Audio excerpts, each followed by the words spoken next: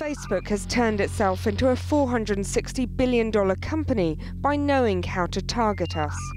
But in the wake of the Cambridge Analytica scandal, there are questions about whether its business model should survive.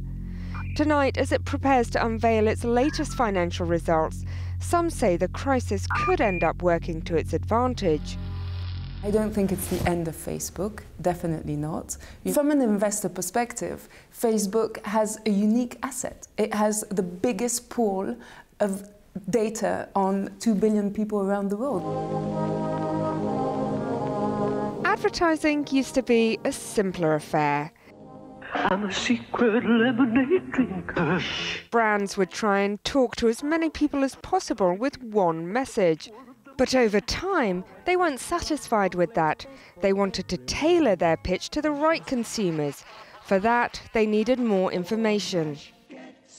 Enter the data brokers, US companies like Acxiom, advertising giant WPP, or credit rating agencies like Experian started collecting data points about you, your home, your family, and your income.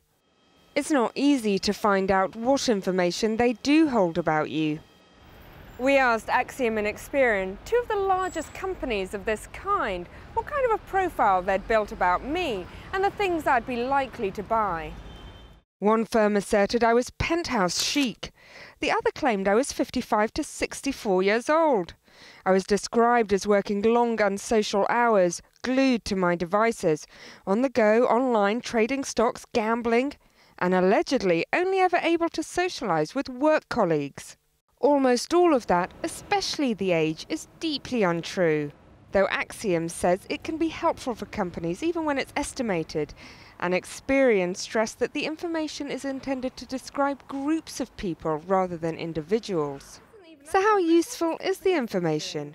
Also, what you realise is it's all sort of marketing gimmicks. I mean, it's funny because it's to do for marketing targeting, but it's just full of sort of fluff. It's barely understandable. All these data broker and firms and analytics firms are trying to package up very incomplete pictures of who you are and sell them on as the truth.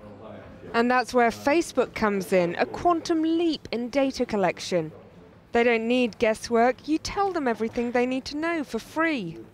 Now, Facebook has thousands of data points on a huge sector of the population. But the other thing 2 billion people. 2 billion people, more data probably on the world's population than the KGB could ever have dreamed of. The real big opportunity for big data and AI is to treat everyone like an individual, to show them, a slightly different piece of advertising, a different color, a different product that sort of tips them over the edge.